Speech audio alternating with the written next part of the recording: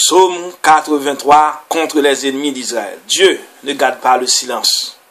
Ne sois pas immobile et muet. Vois tes ennemis qui grondent, tes adversaires qui lèvent la tête. Contre ton peuple, ils trament un complot, ils intriguent contre les tiens, ils disent venez retranchons-les des nations, que soit oublié le nom d'Israël. Et tous ensemble, ils intriguent. Ils ont fait alliance contre toi, ceux d'Édom et d'Ismaël, ceux de Moab et d'Agar. Gebal, Ammon, Amalek, la Philistie, avec les gens de Tyr, même Azur, s'est joint à eux pour appuyer les fils de Lot.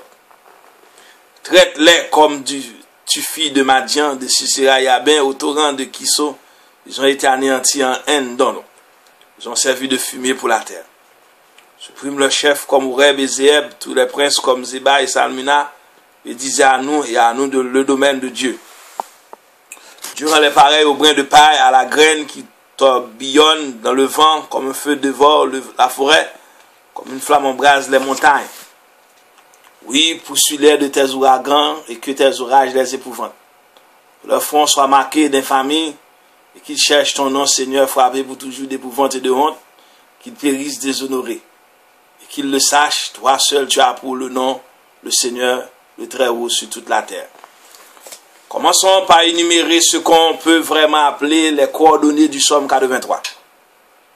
Petit a, elle est le dernier de la collection d'Asaph qui comprend les psaumes 73 à 83, placés en tête du troisième livre du Psautier, psaume 73 à 89. Petit b, il est le dernier du Psautier Héloïs qui comprend les psaumes 42-83, où le nom de Yahvé était remplacé par Elohim. Petit c, il appartient aux gens littéraires des supplications collectives. En tant que supplication collective ou nationale, il a été composé à l'occasion d'un événement historique déterminé. Les avis sont partagés. Certains commentateurs croient que l'auteur ne vise aucune situation historique précise. La liste des ennemis nommés symbolise l'éternelle hostilité des nations contre Israël.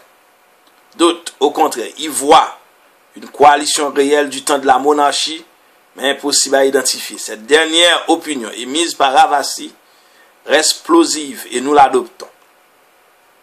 La mention de Azur au verset 9 invite à situer l'événement entre 9e et 7e siècle avant Jésus-Christ.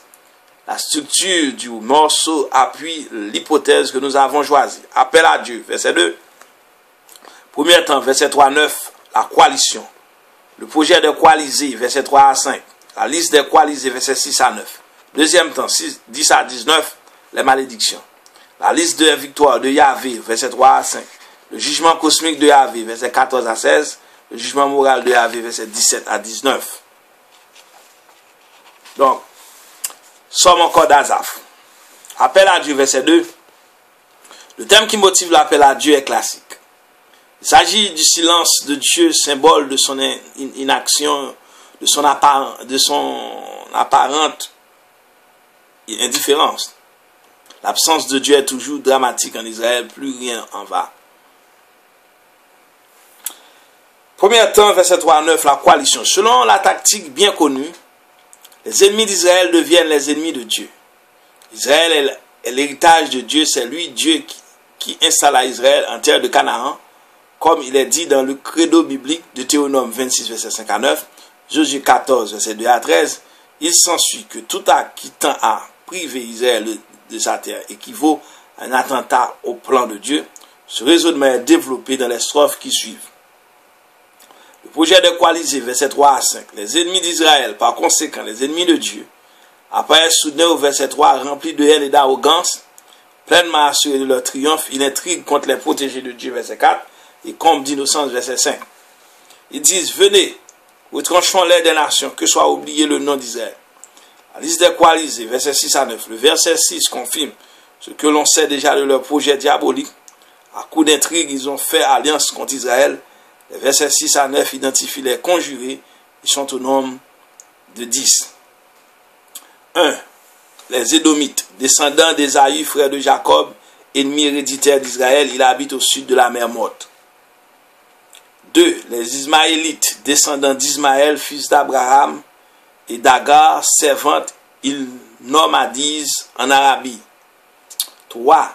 Les Moabites, dont le territoire s'étend à l'est de la mer Morte. 4. Les Agaréniens, semi-nomades, habitants du désert à l'est de Moab et d'Ammon. 5. Les Gébalites, tribu arabe de la région appelée Gébalen, au sud de la mer Morte, dans le voisinage de Pétra. 6. Les Ammonites, tribu araméenne, établie le long du Yabog, en Transjordanie. Le nom de Ammon est conservé dans le nom de Amman, capitale actuelle du royaume transjordanien. 7. Les Amalécites, l'une des plus anciennes tribus nomades ennemies d'Israël, nomandisant dans le désert du sud, le Negev. 8. Les Philistins, qui par ironie du sort donnaient leur nom à la Palestine, résidaient sur le rivage méditerranéen. 9. Les habitants de la ville de Tyr, capitale de la Phénicie, primitivement bâtie sur une île qui fut reliée à la côte par Alexandre le Grand. 10. Les Assyriens qui dominaient le Moyen-Orient du 9e au 7e siècle avant Jésus-Christ. Deuxième temps, versets 10 à 19, les malédictions. Le psalmiste profère maintenant des malédictions contre les membres de la coalition ennemie d'Israël. La liste des victoires de Yahvé, versets 10 à 13. Que Dieu, Elohim, inflige le châtiment qu'il infligea jadis à Madian, Juge 7 et 8, qu'il ait le sort qu'ont connu Sisera et Yabin, Jude 4 et 5, qu'il finisse honteusement comme Oreb et Zéeb, Juge 7, verset 25, comme Zéba et Salmuna, Juge 8, verset 21. Le jugement cosmique de Yahvé, verset 14 à 16, dans cette strophe, le psalmiste appelle à Yahvé, maître du cosmos, pour déchaîner contre les coalisés les forces de la nature. Il tourbillonne dans le vent comme la paille et la graine de semence, verset 14. Ils disparaissent comme les forêts et les montagnes boisées dévorées par le feu, verset 15. Qu'ils soient poursuivis par les ouragans et épouvantés par les orages, verset 16. Le jugement moral de Yahvé, verset 17 à 19. Que les châtiments d'ordre moral tombent sur les membres de la coalition, qu'ils soient à jamais couverts d'infamie, verset 17. Qu'on les voit épouvantés, honteux, périr dans le déshonneur, verset 18. Qu'ils apprennent que ton nom est Yahvé, le Très-Haut, sur toute la terre. Le psaume évoque-t-il une coalition historique des nations contre Israël? Nous avons répondu par l'affirmative.